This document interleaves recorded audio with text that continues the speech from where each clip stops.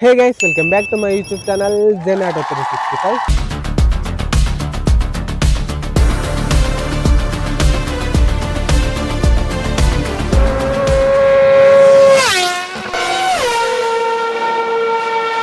So ఈ రోజు మన వీడియోలో వచ్చేసి మన దేశంలో ఎన్ని బైక్ కంపెనీస్ ఉన్నాయి, ఎన్ని కార్ కంపెనీస్ ఉన్నాయి, ఏ కార్ కంపెనీ ఏ దేశానికి సంబంధించింది, ఏ బైక్ కంపెనీ ఏ దేశానికి సంబంధించింది అన్న విషయాలు అయితే మొత్తం అయితే తెలిసేసుకుందాం ఈ రోజు. సో మనం ఇప్పుడు ఫస్ట్ ఇండియాలో ఏ ఏ బైక్ కంపెనీస్ ఉన్నాయో తెలుసుకుందాం. సో మన ఇండియా బ్రాండ్స్ వచ్చేసి Hero, Bajaj, TVS, Royal Enfield, Jawa and next వచ్చేసి జపాన్ నుంచి వచ్చేసి Yamaha, Honda, Suzuki, Kawasaki, Ninja మన అందరి ఫేవరెట్. అండ్ నెక్స్ట్ వచ్చేసి యూరోప్ నుంచి KTM, BMW, Ducati, Triumph, Aprilia. And next ఇప్పుడు కార్ కంపెనీస్ వచ్చేసి చూద్దాం. కార్ కంపెనీస్ లో ఇండియా బ్రాండ్స్ వచ్చేసి Maruti Suzuki, Tata, Mahindra. And Korea నుంచి వచ్చేసి హ్యుండై, కియా. అండ్ జపాన్ నుంచి Toyota, Honda, Nissan. And next వచ్చేసి అందరికి తెలిసిందే మన అందరి ఫేవరెట్ బ్రాండ్స్, లగ్జరీ బ్రాండ్స్ అనమాట.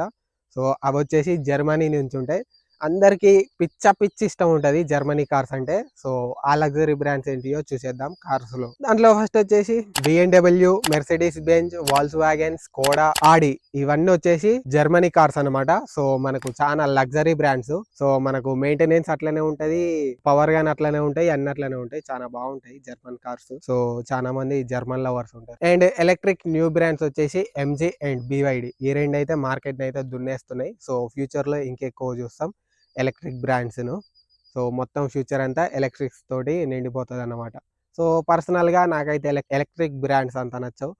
సో మీకేమనిపిస్తుందో కమెంట్ చేయండి. అండ్ నెక్స్ట్ వచ్చేసి అతిపెద్ద కంపెనీ అనమాట ఎలక్ట్రిక్ బ్రాండ్స్లో, టెస్లా ఈజ్ కమింగ్ సూన్ అనమాట.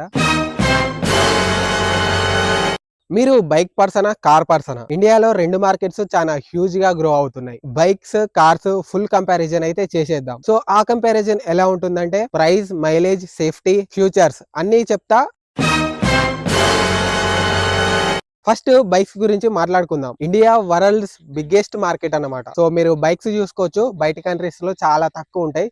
సో ఇండియాలో ఇంటింటికి ఒక బైక్ ఉంటది, ఇంట్లోనే 2-3 బైకులు గానీ ఉంటాయి. సో ఇండియా అనేది వరల్డ్ నే చాలా హ్యూజ్ మార్కెట్ అనమాట బైక్స్ కి. ఎవ్రీ మిడిల్ క్లాస్ ఫ్యామిలీలో ఒక బైక్ అయితే తప్పకుండా ఉంటుంది. సో ఇప్పుడు బైక్స్ అయితే ఎందుకు అంత పాపులర్ చూద్దాం. So why bikes popular in India? Cheap price, excellent mileage, easy traffic handling, low maintenance. So ఇవన్నీ అయితే బైక్స్ వచ్చేసి అడ్వాంటేజెస్. చాలా చీప్ కాస్ట్ లా, చాలా తక్కువ మెయింటెనెన్స్ తోటి అయిపోతుంది. ట్రాఫిక్ లాగా చాలా ఫ్రెండ్లీగా ఉంటది. ఏ సందు కనిపించినా దానిలో నుంచి దూరిపోవచ్చు.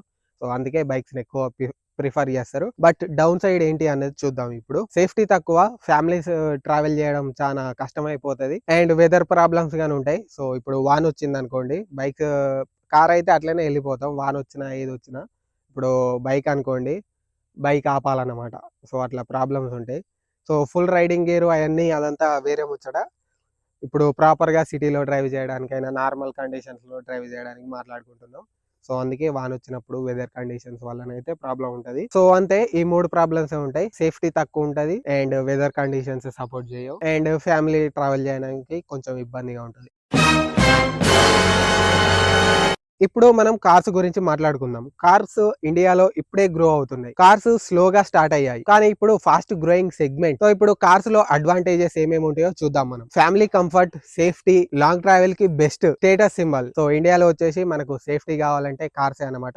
సో వెదర్ నుంచి ప్రొటెక్షన్ ఉంటది, మన ఫ్యామిలీని చాలా సేఫ్ గా చూసుకోవచ్చు. సో అట్లాగే లాంగ్ డిస్టెన్స్ ట్రావెల్ చేయాలంటే సో మనమైతే బైక్స్ వేసుకొని వెళ్ళిపోతాం, ఎందుకంటే మనకు బైక్స్ అంటే ఇష్టం కాబట్టి. కానీ మన ఫ్యామిలీలో పెద్దవాళ్ళు ఉంటారు, ఇంకా చిన్న పిల్లలు ఉంటారు, లేడీస్ ఉంటారు, వాళ్ళందరికీ ఇబ్బంది కావద్దు లాంగ్ డిస్టెన్స్ ట్రావెల్స్ లో అంటే. సో కార్ అనేది బెస్ట్ అన్నమాట. సో ఆరామ్సే కూర్చొని ఏసీ వేసుకొని వెళ్ళిపోవచ్చు. అండ్ స్టేటస్ సింబల్ అన్నమాట. సో ఇండియాలో అందరైతే కార్ అనేది చాలా ఎక్కువ చూస్తారు స్టేటస్ సింబల్ లాగా. సో అది బయట ఎక్కడ చూడరు, మన ఇండియాలోనే చూస్తారు status symbol.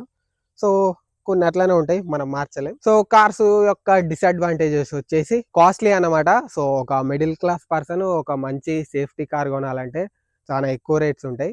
So starting 4-5 lakhs, 10 lakhs కొన్న కార్స్ అయితే అంత వర్త్ కాదు, నేనైతే చెప్తున్నా. సో అవి కొని కూడా వేస్టే, సేఫ్టీ పరంగా చాలా వీక్ ఉంటాయి. సో మీకు బెస్ట్ కార్ కావాలంటే 20 ల్యాక్స్ ప్లస్ పెట్టాలి.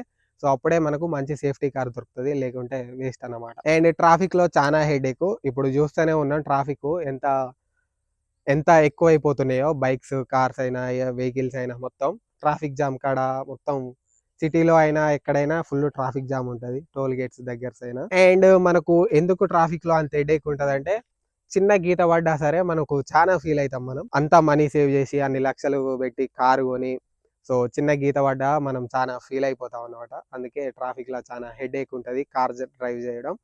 సో మీరు గానే బయట గమనించవచ్చు చాలా జాగ్రత్తగా తోలుతారు కారు. సో చిన్న గీత పడ్డ బాధపడతారు. అందుకే చాలా జాగ్రత్తగా తోలుతారు. Fuel and maintenance. So maintenance cost వచ్చేసి బైక్ కంటే ఎక్కువ ఉంటది. ఒక బైక్ కార్ కు ఎంత డిఫరెన్స్ ఉన్నది. 4 టైర్లు, పెట్రోల్, మైలేజ్ అండ్ ఇంజన్, పెద్ద engine, maintenance law of course చాలా తేడా ఉంటది. అండ్ ఈ తేడాలే కాకుండా మీకు ఇంకేమైనా బైక్స్ కు కార్స్ కు డిఫరెన్స్ ఏమైనా ఉంటే కమెంట్ సెక్షన్ లో కమెంట్ చేయండి. అది ఫన్నీగా అయినా ఎలాగైనా కమెంట్ సెక్షన్ లో మాత్రం కమెంట్ చేయడం మర్చిపోకండి. Bike versus car reality check అయితే ఒకసారి చేద్దాం. సో రియాలిటీలో మనకు ఏది బెస్ట్ ఉంటది అన్నది. సో డైలీ ఆఫీస్ కి వెళ్ళే వాళ్ళైతే బైక్ అయితే చాలా మంచిది. ఫ్యామిలీ కిడ్స్ ఉంటే కార్ బెస్ట్. బడ్జెట్ లో ఉంటే మాత్రం బైకే బెస్ట్. సేఫ్టీ ప్రియారిటీ అంటే ఇక కార్. అండ్ ఇండియాలో ఎక్కువ వచ్చేసరికి యూత్, మనలాంటి యూత్ వచ్చేసి బైక్స్ ని ప్రిఫర్ చేస్తారు. అండ్ ఫ్యామిలీస్ మొత్తం కార్స్ ని ప్రిఫర్ చేస్తాయి. సో ఇప్పుడైతే ఫ్యామిలీస్ మొత్తం ఇంటికో కార్ అవుతున్నది. ఎలక్షన్ లో అయితేనే 10 కార్లు వచ్చినాయి మా ఊళ్ళకు, పెద్ద పెద్ద కార్లు. సో ఇక ఫ్యామిలీస్ మొత్తం కార్లకైతే షిఫ్ట్ అయిపోతున్నాయి. అండ్ ఫాస్టెస్ట్ గ్రోయింగ్ సెగ్మెంట్ ఏంటంటే కారు ఇండియాలో. అండ్ బైక్స్ ఆల్రెడీ విచ్చలవేడిగా ఉన్నాయి. ఎన్నంటే అన్ని కానీ వస్తాయి కానీ. అండ్ ఎలక్ట్రిక్ కార్స్ ఫ్యూచర్ వచ్చేసి ఎలక్ట్రిక్ బైక్స్ అయినా కార్స్ అయినా చాలా పెద్ద రోల్ ప్లే చేస్తుంది అనమాట. అండ్ ఎలక్ట్రిక్ బైక్స్ లో వచ్చేసి తెలుసు కదా, ఓలా, రివోల్ట్ అని చాలా బైక్స్, కార్స్, ఎలక్ట్రిక్ బ్రాండ్స్ ల మొత్తం అన్ని బైక్స్, అన్ని బైక్ కంపెనీస్, అన్ని కార్ కంపెనీస్ అయితే మనకు ఎలక్ట్రిక్ కార్స్ అయితే జింతున్నాయి. సో ఫ్యూచర్ లో మొత్తం మనం ఎలక్ట్రికే చూస్తామేమో.